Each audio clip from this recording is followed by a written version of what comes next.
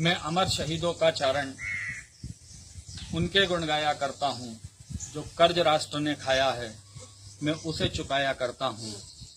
मैं इस पीढ़ी में उस पीढ़ी के भाव जगाया करता हूँ। मैं अमर शहीदों का चारण उनके यश गाया करता हूँ।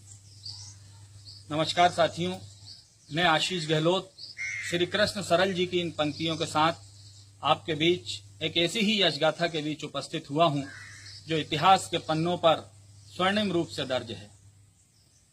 यह उस दौर की दास्तां है जब अंग्रेजों की दास्तां से, अंग्रेजों के जुल्म सितम से पूरे हिंदुस्तान में आवाम कोहराम मचा चुकी थी।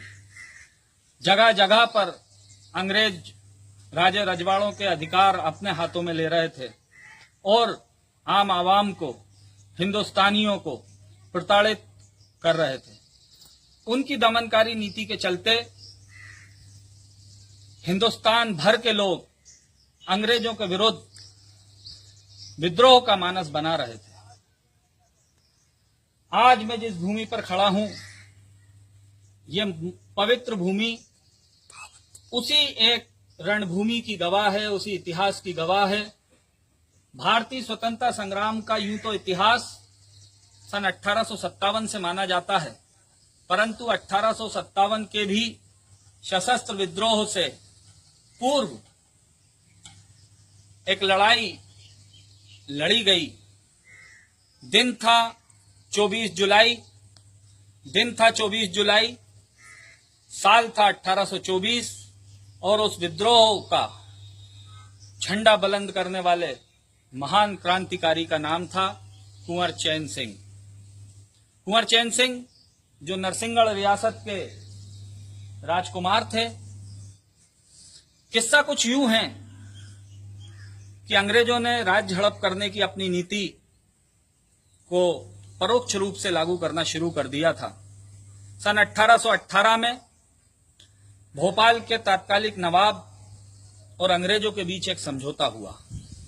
उस समझौते के बाद सीहोर में अंग्रेजों ने अपनी एक सैनिक छावनी बनाई, जहां पर 1000 से ज्यादा सैनिक रखे जाते थे और एक पॉलिटिकल एजेंट की नियुक्ति अंग्रेजों ने यहां पर की। उस समय अंग्रेज अफसर जो पॉलिटिकल एजेंट थे, मेंढाक, की बात को मानने से कुंवर नरसिंहगढ़ के कुंवर चैन सिंह जी ने इनकार कर दिया। उन्होंने अंग्रेजी हुकूमत की दास्ता को स्वीकारने से इनकार कर दिया और अपने ही राज के अंग्रेजों के पिट्ठू बन चुके 2 व्यक्तियों को, जिनमें एक उनके दीवान आनंद राम बख्शी थे और दूसरे उनके मंत्री रूपराम बोहरा थे, दोनों को सजाए मौत दे दी। रूपराम बोहरा के भाई ने इसकी शिकायत अंग्रेजों के उच्च अधिकारियों से करी। उच्च अधिकारियों के निर्देश पर पॉलिटिकल एजेंट मेंढाक ने कुंवर चैन सिंह जी को बात करने के लिए पहले बेरसिया बुलाया। बेरसिया में जब बातचीत का दौर चला तो 2 शर्तें कुंवर चैन सिंह जी के सामने रखी गई। पहली ये कि नरसिंहगढ़ रियासत अंग्रेजों की दास्ता को स्वीकार करे और दूसरी, क्षेत्र में पैदा होने वाली अफीम की खेती पर पूरा अधिकार केवल अंग्रेज हुकूमत का होगा। इस बात को सीधे तौर पर मानने से नरसिंहगढ़ के युवराज कुंवर चैन सिंह जी ने इनकार कर दिया और उन्होंने इस बात को भी मानने से इनकार कर दिया कि अगर कोई हमारे राज्य के प्रति विद्रोह करता है तो अंग्रेज उनके खिलाफ कोई अभियोग नहीं चला सकते। दूसरे बातचीत के दौर के लिए उन्हें मेंढाक ने सीहोर आमंत्रित किया। सीहोर आने से पहले कुंवर चैन सिंह जी के दिल में यह बात घर कर गई थी कि अंग्रेजों की बदनीयती साफ है, वे कोई कार्रवाई इस तरह से कर सकते हैं। तो उन्होंने अपने 43 विश्वस्त साथियों के साथ सीहोर की ओर कूच किया। सारंगपुर के हिम्मत खां और बहादुर खां भी उन दोनों साथियों के साथ और अन्य 41 साथियों के साथ सीहोर की ओर कूच किया। सीहोर की इस रणभूमि पर जहां पर कुंवर चैन सिंह जी की शहादत के प्रतीक ये छतरी आज भी हमें उनकी शहादत की याद दिलाती है। इसी रणभूमि में अंग्रेजों की सशस्त्र सेना से कुंवर चैन सिंह जी ने अपने मुट्ठी भर विश्वस्त साथियों के साथ और युद्ध किया। उस युद्ध में कुंवर चैन सिंह जी और उनके साथी पूरी दमदारी से, पूरी ताकत के साथ अंग्रेजों का डटकर मुकाबला करते रहे, परंतु मेंढक की सेना, अंग्रेजों की सेना का बल बहुत अधिक था।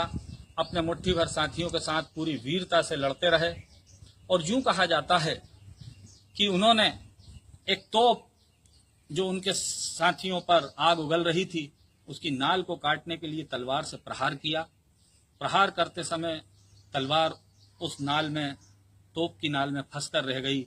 इसी बीच मौके का फायदा उठाकर अंग्रेज तोपची ने उनके धड़ पर, गर्दन पर तेजी से तलवार का प्रहार किया और उनकी गर्दन यहीं पर इस रणभूमि में गिर गई।